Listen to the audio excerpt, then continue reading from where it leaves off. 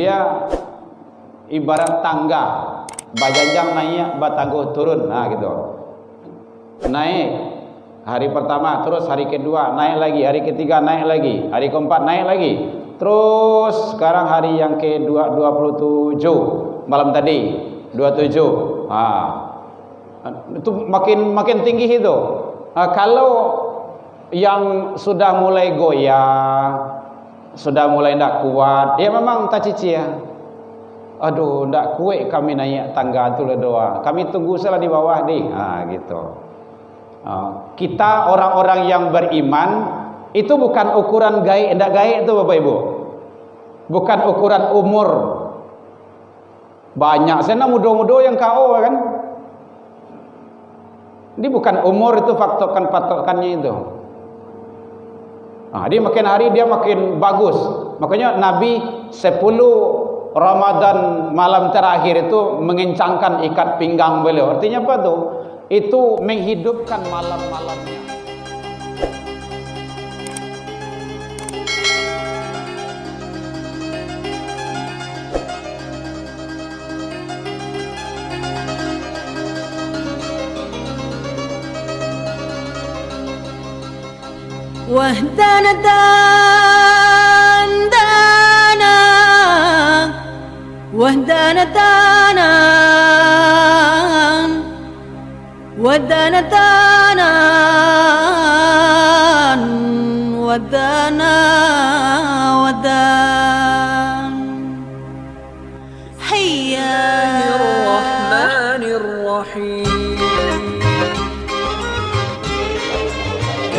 Badan sehat, waktu luang, dan kita istiqomah.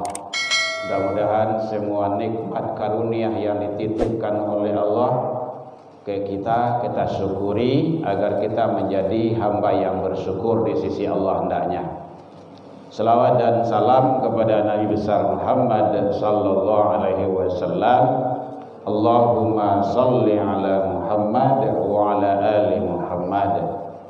Bapak Ibu pengurus Masjid Jami Al-Kamil yang hadir, yang sama kita hormati, Bapak Ibu tokoh masyarakat, tokoh agama, alim ulama, imam-imam kita, hadirin kaum muslimin yang dirahmati oleh Allah Subhanahu wa taala. Alhamdulillah selesai pesantren, anak-anak kita selamat tinggal rumah ibadah. Ledo seorang. Satu. Atau belum pesantren lah. Ya, tidak apa-apalah. Memang seperti itu baru. Mudah-mudahan kedepannya perlu kita evaluasi, kita perbaiki bagaimana tetap anak-anak kita itu istiqomah datang ibadah. Jadi ibadah ke masjid, ke musola itu bukan hanya karena pesantren saja, kan hanya karena wirid saja. Tidak ada pesantren, ada wirid, tidak dibawa ke rumah saja. Padahal ibadah itu adalah sesuatu hal yang tanpa embel-embel yang lain kecuali hanya lillahi ta'ala. Kan ada niat kayak gitu tuh, lillahi ta'ala. Jadi memang li itu kan untuknya, bagi Allah, untuk Allah, karena Allah. Yang mudah kita pahami gitu, karena Allah. Bapak Ibu hadirin kaum muslimin, ya memang kita sekarang sudah masuk ke babak penyisihan, sedang kita lewati dan akan mau masuk babak final lagi. Harian sana rayo Bu, Senin. Kalau tidak ada perubahan hari Isnin. Jadi kini hari Khamis, Jumat, Sabtu, Ahad. Udah 4 hari ini lagi kita manfaatkan tanpa taraso. Kapan tangguh baru ya memang gitulah. Begitulah kehidupan itu. Dia berputar terus. Patang baru mulai puasa, kini lampi-lampi lah. Ya memang gitu. Namun kita maksimalkan sisa-sisa yang ada ini. Bapak Ibu, Jadi ibadah itu dia makin hari makin hebat, dahsyat nilainya. Dia ibarat tangga, bajajang naik, batangguh turun. Nah gitu. Naik hari pertama, terus hari kedua naik lagi, hari ketiga naik lagi, hari keempat naik lagi. Terus sekarang hari yang ke-27 malam tadi 27. Itu makin tinggi itu. Kalau yang sudah mulai goyah, sudah mulai tidak kuat, ya memang tak cici ya. Aduh, tidak kuat kami naik tangga tu doa. Kami tunggu salah di bawah nih. Gitu. Kita orang-orang yang beriman itu bukan ukuran gaib, tidak gaib itu Bapak Ibu. Bukan ukuran umur.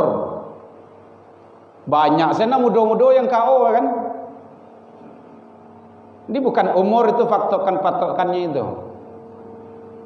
Dia makin hari dia makin bagus. Makanya Nabi 10 Ramadan malam terakhir itu mengencangkan ikat pinggang beliau. Artinya apa tuh? Itu menghidupkan malam-malamnya. Di sini ada itikaf Bapak Ibu? Belum ya? Mudah-mudahan tahun yang akan datang bisa kita lakukan. Adakan itu? Awak ada masjid? Kita malam 21 kemarin sudah start, 21, 22, 23 sampai malam tadi. Hidupkan amalan-amalan di dalamnya. Malam 25 kami di sana itu salat tahajud berjamaah 1 juz, setengah juz. Dan imamnya anak-anak muda. Apalagi Ustaz Ibnu ada tuh yang akan membimbing kita itu. Malam tadi kita salat tasbih 300 tasbih. Kita imamnya. Harus seperti itu. Kita tingkatkan kualitas amal soleh kita lagi. Awak dah kalamu dah Bapak Ibu, angker ditunggu lah. Awak nunggu mati sana juga. Semuanya kita akan nunggu maut itu, nunggu kematian. Nah ini tidak usah.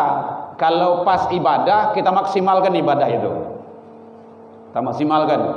Jadi kalau belum terbiasa itu latih-latih dulu. Latih-latih. Biasakan. Jadi mungkin jam sawale setengah 2 ke sini itikaf gitu. Kalau mungkin sahur bersama silakan gitu kan. Kalau enggak mungkin sahur pulang boleh. Tapi yang jelas kita menghidupkan malamnya itu. Amalan-amalan. Ternyata Masya Allah dahsyat amalan-amalan di dalamnya. Banyak yang bisa kita lakukan. Salat sunnah wudu, salat sunnah tahiyatul masjid, salat sunnah tahajud 2 rakaat, terus gitu kan sekian rakaat gitu. Salat sunnah tasbih, salat sunnah hajat. Banyak yang bisa kita lakukan. Tilawah Al-Quran. Malam tadi kami itu target hafalan 30 juz. Harus seperti itu Bapak Ibu. Punya target-target. Itu target ibadah namanya itu. Karena kita ada masjid, ada tampe yang untuk membawa kita bisa melakukan itu. Cuman mungkin kita lagi untuk bagaimana melaksanakannya. Kalau ragu Bapak Ibu tuh ada ustadz kita di sini. Untuk sebagai panduan atau pedoman. Bimbing kami ustaz untuk itikaf gitu. Kadang-kadang awak nang gaya-gaya itu ndak mungkin contoh kan pai ka Al-Hakim, ndak mungkin pai ka Baitur Rahmah, Mujahidin, awak ada di siku masjid nang dake awak. Kan apa salahnya kita manfaatkan untuk itu. Itikaf kan di masjid gitu. Bapak Ibu hadirin kaum muslimin, contohnya salat sunnah wudu. Itu sangat luar biasa Bapak Ibu. Jangan diabaikan itu. Dengan amalan salat sunnah wudu bisa mengantarkan seseorang masuk ke dalam surganya Allah. Salat sunnah wudu tuh. Siapa buktinya? Bilal bin Rabah. Ya Bilal, labbaika ya Rasul. Amalan apa yang engkau amalkan? Kok sudah kedengaran sandalmu, suara sandalmu di surga? Ya Rasulullah, tidak ada yang istimewa ya Rasul, kecuali siap wudu saya salat sunnah wudu 2 rakaat, siap wudu salat sunnah 2 rakaat, siap wudu salat sunnah 2 rakaat, gitu aja. Oh gitu ya kata Rasul. Iya. Coba bayangin itu. Amalan sholat sunnah wudu bisa mengantarkan seseorang ke dalam surganya Allah. Apalagi amalan yang wajib. Nah kan dogi sangat awak kalau ndak tuh. Apalagi kalau amalan wuduknya. Makanya wuduknya ya, dalam wirid kan sering kita sampaikan pelihara wudu. Mau tidur wuduk dulu, mau kerja pakai karajo, pakai kamar saja wuduk. Kalau awak masuk dalam kamar kecil, buang air ketik, buang air gadang, siap dari keluar dari WC itu, pastikan diri kita berwuduk. Kalau enggak, berarti kamar awak pai dalam keadaan bernajis. Itu teorinya. Karena buang air kecil dan buang air besar itu adalah najis. Masa kita najis kemana-mana? Nah, itu dalam rangka kita menjaga tuh. Nyampang awak meninggal, nyampang awak apa lagi tuh kan yang namanya malang tak dapat itulah. Mujuh tak dapat dia. Iya. Malang tiba di awak itu kan. Kita dalam keadaan taharah, bersih, baik. Dan itu amalannya sepele, tapi sering terabaikan. Tapi membuat nilai-nilai kualitas di sisi Allah sangat luar biasa. Boleh Bapak Ibu baca itu tentang pembahasan tentang amalan-amalan wudu itu. Sangat hebat sekali. Dalam kitab Bulughul Maram itu dijelaskan itu tentang babul wudu. Dalam Ihya Ulumuddin Imam Al-Ghazali babul wudu. Taharah itu jelaskan itu. Wudu di atas wudu 50 derajat. Itu hebatnya. Itu kan biasa sebenarnya di awal, cuman tidak terlaksana. Kata Rasul, kata sahabat, ya Rasulullah, kaifa ta'rif, bagaimana ya Rasul engkau mengenal kami, mengenal umatmu nanti di akhir zaman. Bukan di akhir zaman, di akhirat, di mahsyar. Karena di saat itu, di padang mahsyar itu di akhirat itu KTP tidak ada. Ledo KTP le bu, tidak ada. Kartu kakak ledo jole, tak ada. Tak ada kakak itu. Kartu-kartu yang lain tidak tanda pengenal tak ada. Bagaimana ya Rasul? Engkau kenal dengan umatmu. Kalau kami yolah kata sahabat, kami hidup bersamamu, melihat engkau ya Rasul berjuang bersamamu. Umat-umat akhir zaman, awak basobok jo Nabi ndak, idui di zaman Nabi tidak, ndak ketemu dengan Rasul, tapi iman kepada Rasul. Kata Rasul, aku akan tahu dengan umatku nanti di hari kiamat itu min atharil wudu, dari bekas tanda-tanda wudu yang ada di anggota tubuhnya. Makanya penting para wudu itu. Bahkan saat awak berwudu, seluruh dosa, kalau dalam tafsir itu dosa kecil, seluruh dosa yang ada dilakukan oleh anggota wudu awak itu berhamburan, berguguran jatuh bersama air wudu tuh, air itu, anyui. Kumuh-kumuh awak malancin dari situ dosa. Awak yang membuat dosa tadi itu, dari hidung keluar dosa, dari muka berjatuhan dosa, dari tangan berguguran dosa. Karena semua anggota tubuh kita ini berpotensi untuk berbuat salah dan dosa. Nah, berjatuhan itu bersama air wudu. Itu hebat dan dahsyatnya wudu itu. Makanya benar Allah sampaikan dalam Al-Quran surah yang kedua ayat 222, innallaha yuhibbut tawabin wa yuhibbul mutatahhirin. Itu diabadikan dalam doa sesudah wudu. Lah dapat doa tu bu, aja sampai dapat lo. Kalau dapat dibaca. Ini yang perlu tu amalan. Ada tawana wa ilmu, tapi ndak wa amalkan doh. Ala ilmu bila amalin kasyajari bila tamarin. Ilmu kalau tak diamalkan tak ada guna. Itu gunanya tu. Jadi asyhadu an la ilaha illallah wa asyhadu anna muhammadar rasulullah. Allahumma shalli ala Muhammad wa ala ali Muhammad. Allahumma ja'alni minat tawwabin wa ja'alni minal mutatahhirin wa ja'alni min ibadikas sholihin. Masya-Allah, itu luar biasa itu. Allahumma ja'alni minat tawwabin, ya Allah jadikanlah aku ini hamba yang suka taubat ya Rabb. Kan hebat tuh. Wa ja'alni minal mutatahhirin, ya Allah jadikanlah hamba ini yang taharah, selalu menjaga taharah, bersih, suci. Wa ja'alni min ibadikas sholihin, ya Allah gabungkanlah, masukkanlah, kelompokkanlah kami ini jadi dalam hamba-hambamu yang soleh. Kan luar biasa itu. Jadi Bapak Ibu yang belum hafal doa itu, tolong dihafal dan diamalkan. Dan afdalnya membaca doa sesudah wudu, jangan di kamar wudu, jangan di toilet tuh, luar. Nah, dalam wirid kan sering kita sampaikan itu, di luar, dalam masjid gitu kan. Karena itu doa. Nah, gitu. Itu doa. Itu bahagia dari adab-adab berdoa. Bapak Ibu hadirin kaum muslimin rahimakumullah. Lah berapa minit kau? 10 minit, 5. Kameramen. Ini enggak boleh lama-lama dah. Sampai sudah saya. Tak aja pulang, Bu. Kalau pulang ibu dah kenapa makan dah.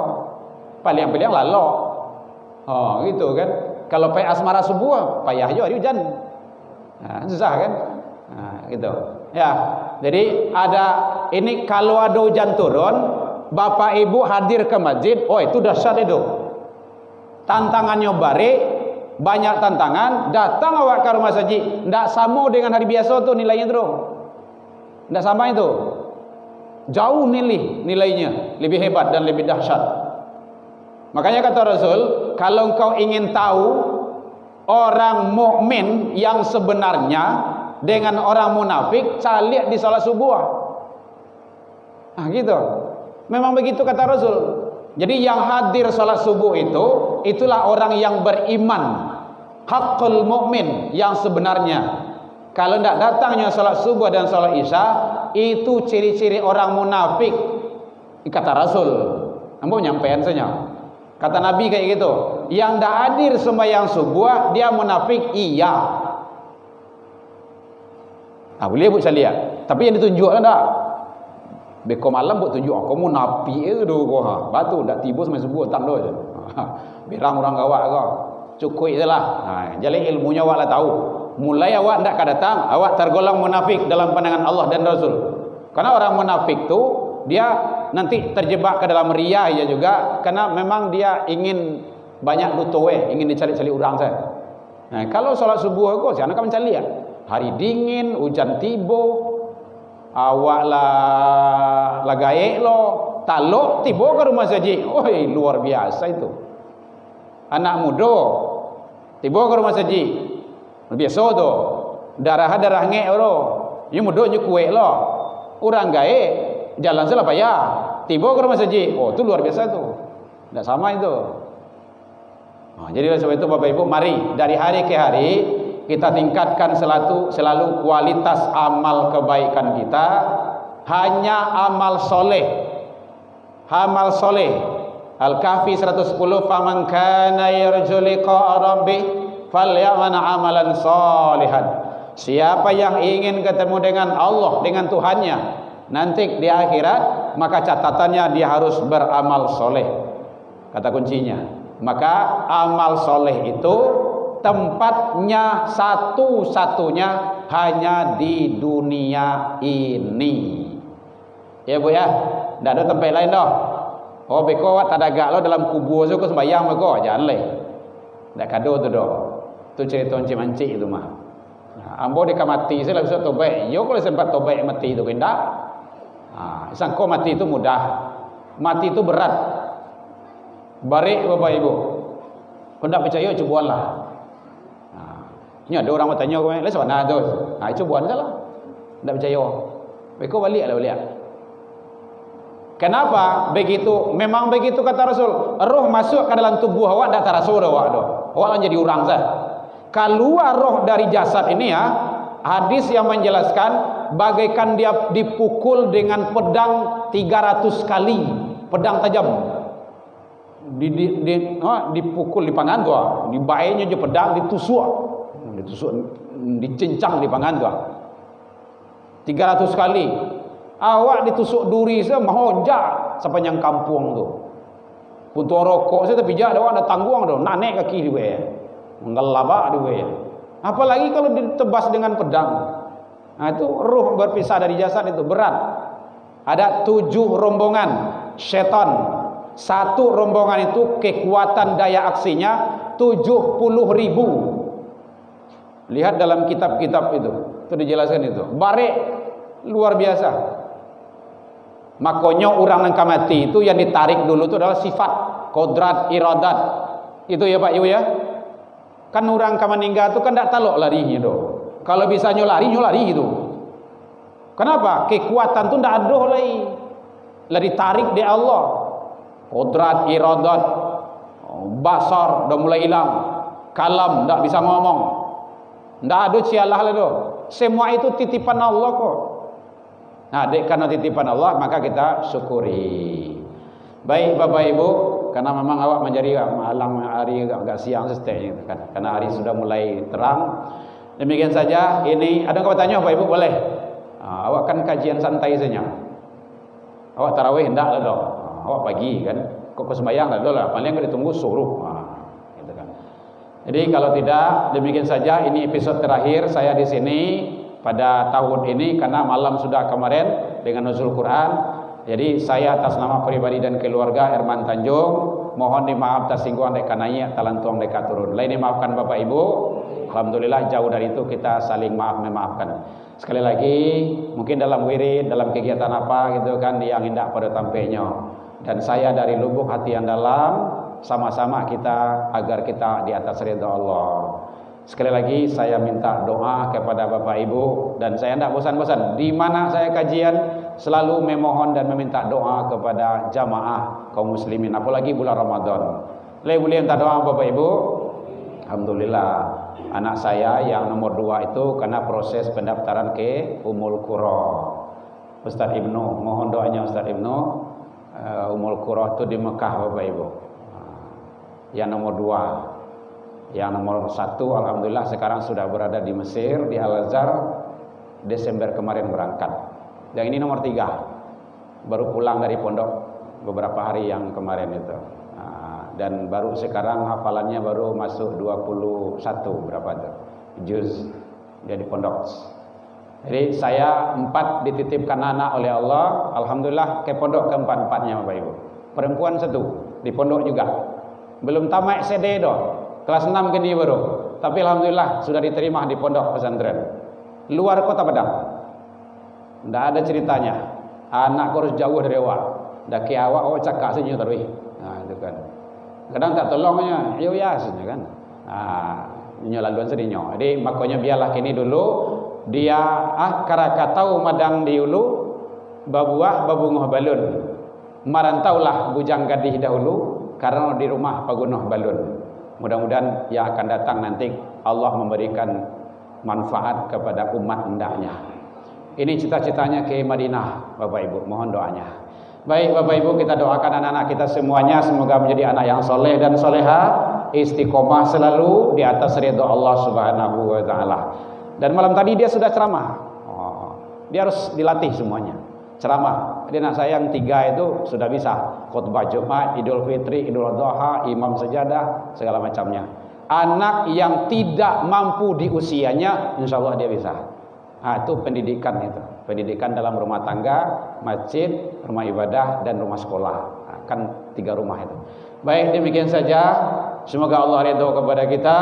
Ila liqa fastabiqul khairat wa billahi taufiq wal hidayah. Wassalamualaikum warahmatullahi wabarakatuh. Ya Nabi salam alaika ya Rasul